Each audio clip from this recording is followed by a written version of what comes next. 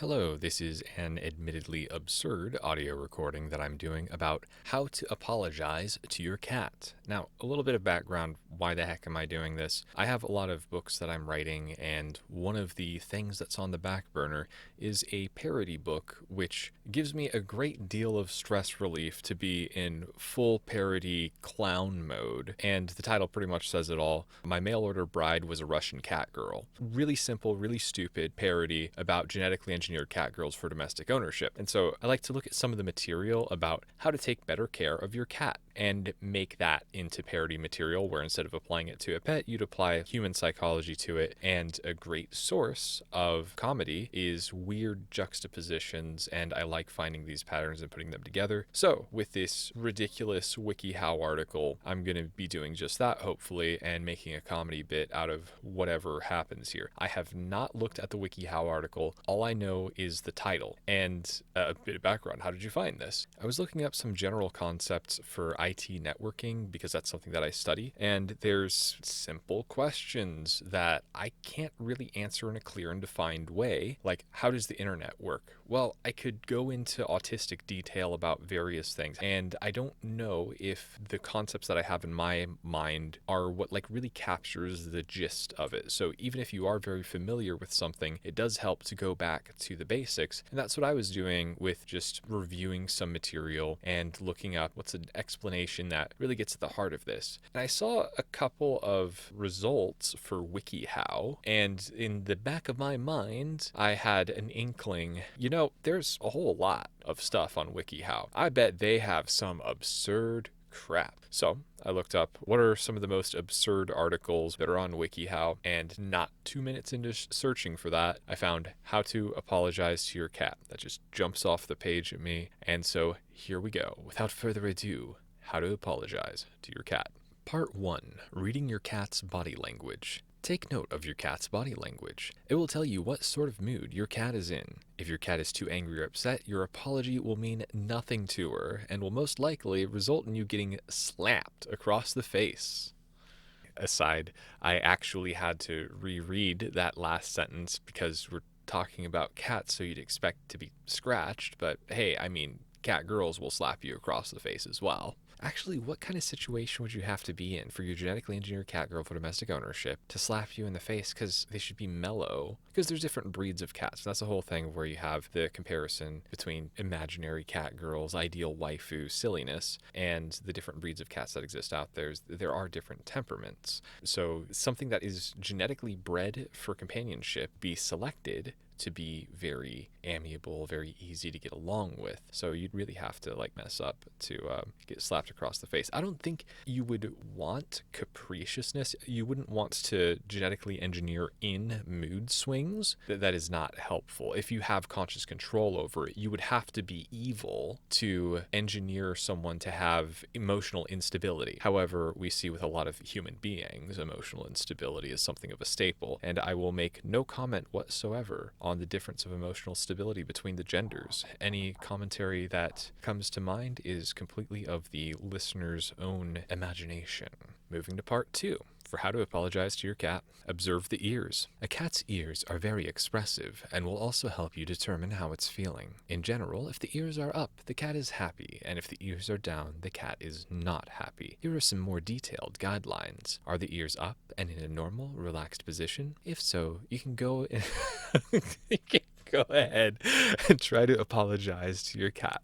If the ears are turned back, do not approach your cat. It is deeply offended and angry. Give it some time. It may even be feeling scared.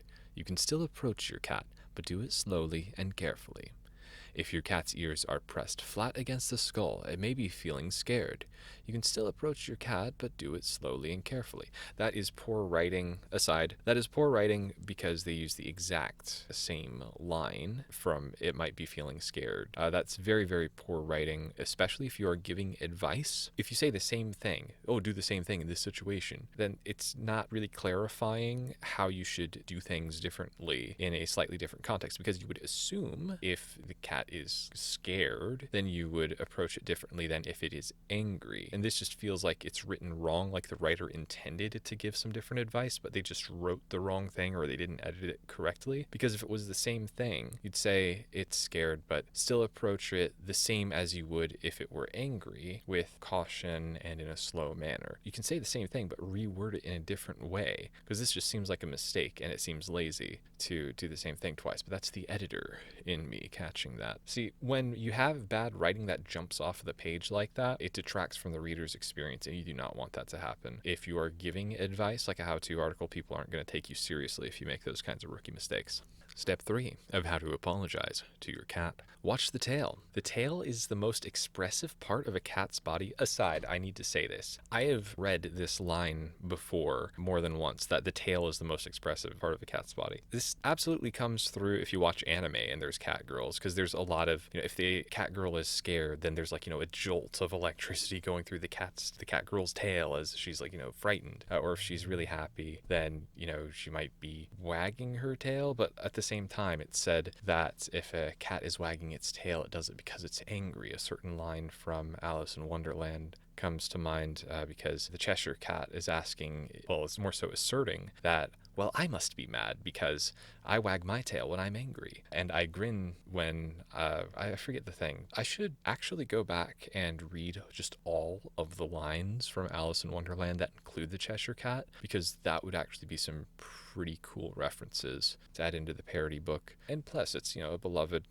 book, and it'd be a wonderful reference to make whenever there's the silly bits of poetry here and there, and it would be a fresh cup of tea as opposed to reading crap on Facebook and Twitter and silly WikiHow articles, which we are going to get back to on how to apologize to your cat.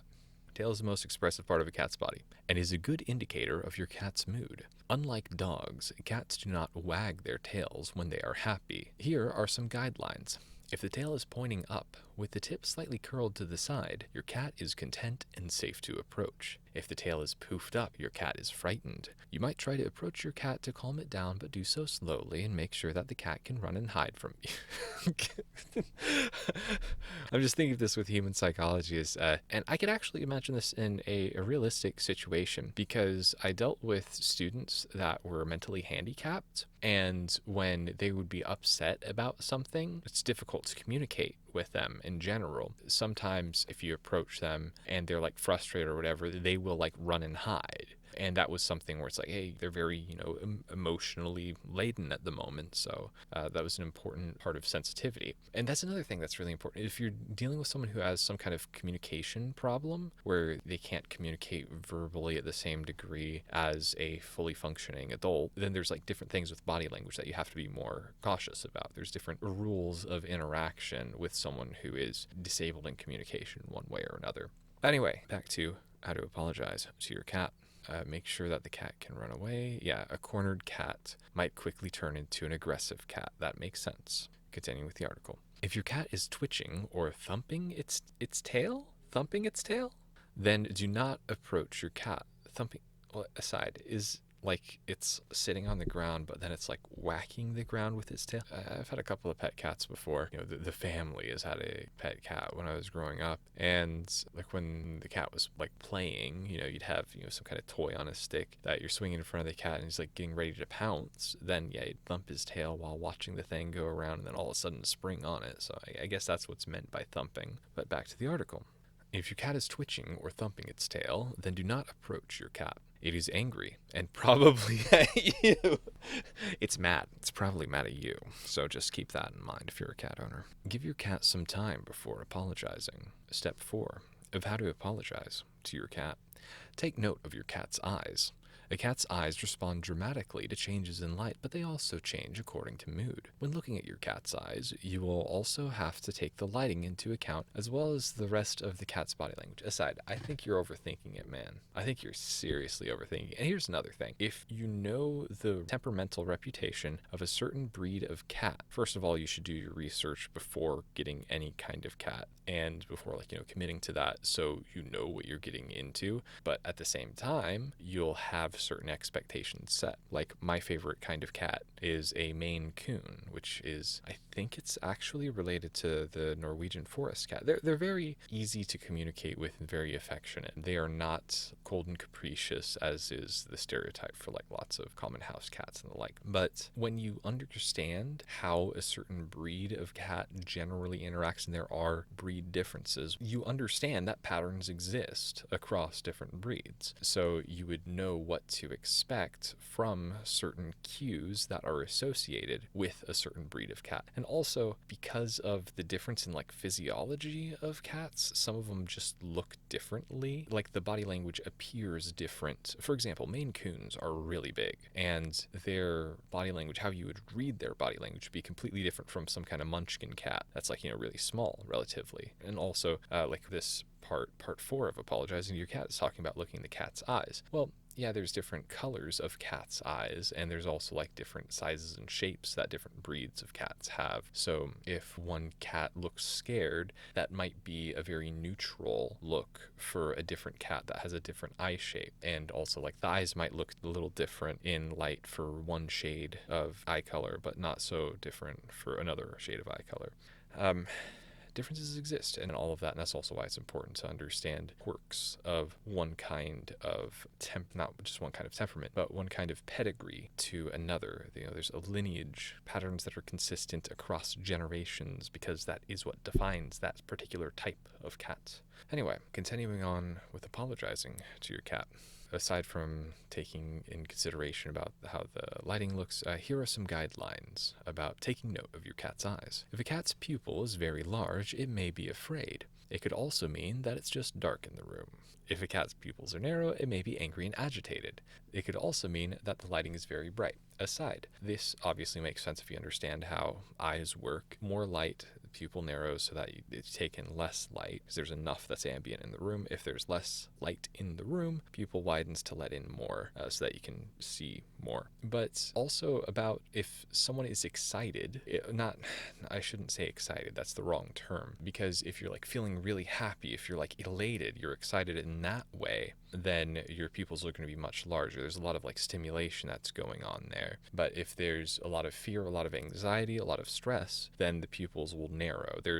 I say excited, and I hate how sometimes English is extremely vague, but in more medical focused terms, if you are activating the parasympathetic nervous system, so parasympathetic is like calming down, that would widen the pupils if you're more calm in general. Whereas if the sympathetic nervous system is active, if you're on the path to fight or flight, even if you're not there, there's subtle changes that happen unconsciously to your physiology that will give hints as to your mood state. And that's kind of what we're trying to read here with apologizing to your cat. And here's me severely overthinking this.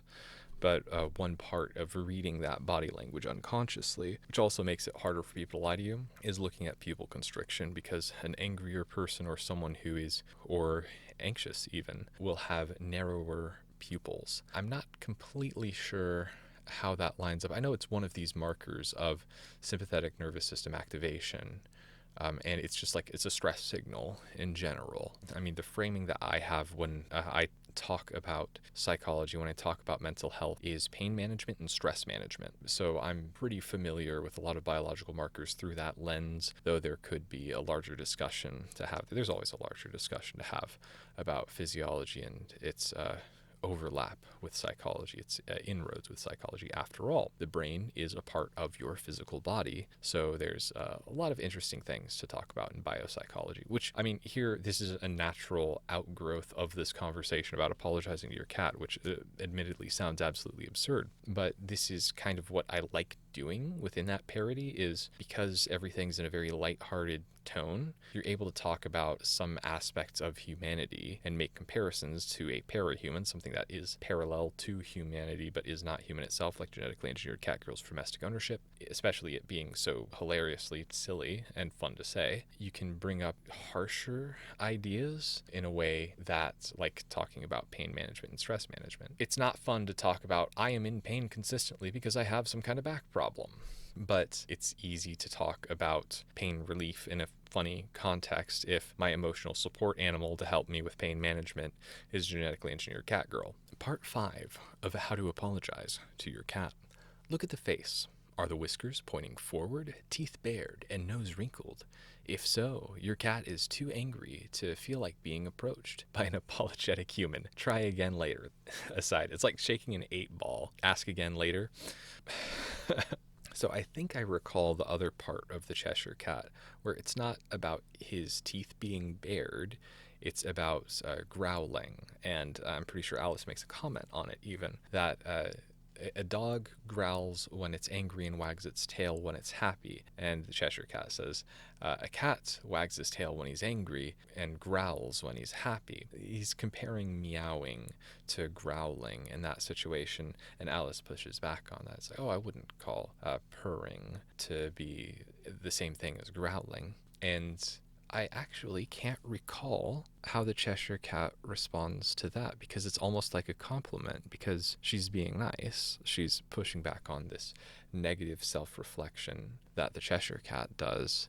That's an interesting dynamic. Here's an aspect of like social interactions that I'm going to autistically dissect for a moment, where it's very common for people to engage in self-deprecating humor because it's it's safer than making a joke at someone else's expense. If you're close with someone, you can make a joke at their expense, and if they're a hardy individual who is secure in their own shoes, then they'll be able to laugh at it. But it's easier to make a joke about yourself, and sometimes people say negative stuff about themselves in order to seek reassurance from other people around them. And this is a very natural process to see, okay, who's actually on your side? Because if someone is just an ass and you say something bad about yourself and then they go along with it and put you down even further or act bitter towards you, then they're probably not a good person. It depends on how it's presented, because you can like be sarcastic and everything to kind of neutralize the negativity that it's. Let's say that I said something negative about myself, someone else says something that's like absurdly negative.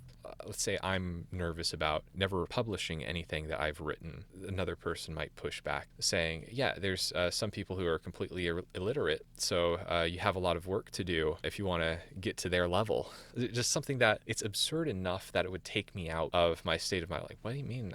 That shows that even if it doesn't like really line up, because I just pulled that out of thin air and that's probably a bad example. And when there's like natural conversation and everything, sometimes you don't hit every joke out of the park, but you can still understand the sentiment from it of someone's trying to say something that is novel and thoughtful. They're not pulling something out of a can that is pushing back against the negativity that you said about yourself, so that they're expressing genuine care towards you. They are on your side.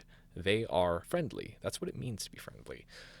Is to say good things about someone when that person says bad things about themselves. Also, across this entire situation, I'm assuming that everyone is acting in good faith, because you do have manipulative bullcrap that happens where people are like, oh, I'm so terrible, please compliment me, when they're not being serious about it. That is not engaging in the social interaction in good faith. And there's also people who say empty platitudes that's also not honest. They're just saying those empty platitudes because, oh, that's the right thing to say in that situation, when they don't mean it. And that takes away from the whole purpose. It takes away from the meaning when they don't mean it, obviously. There's a whole bunch of performance that goes into a lot of social interaction that is just simply disingenuous. And actually, in my parody book, English is not supposed to be the first language of the secondary character of the Catgirl character, because she is a Russian Catgirl. Russian is supposed to be her primary language, and English is supposed to be her second. So she struggles to communicate a little bit verbally, and she's more focused on like letting actions speak louder than words. So that's an interesting dynamic that's also forcing me outside of my comfort box of just using a whole bunch of dialogue to describe interactions, and actually go through more of a focus on physical movement, gesture, and facial expressions. So yeah, looking at facial expressions for how to apologize to your cat with this absurd article does help a little bit with reflecting on the different tools at my disposal, looking at the cat's ears, looking at the cat's eyes, looking at the cat's tail. Next, the 6th part adds to that with looking at your cat's body and fur. Continue with the article. Is the fur standing on end? If so, your cat may be frightened or agitated. Is her fur flat against her? This means that your cat may be more relaxed. Look at your cat's body for other clues to her mood. However, that's a sentence fragment.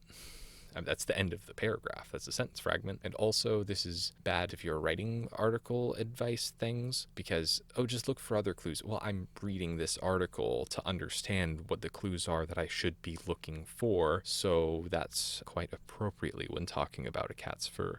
That's just a bunch of fluff that's in this article. Moving on to part 7. Take note of the clause.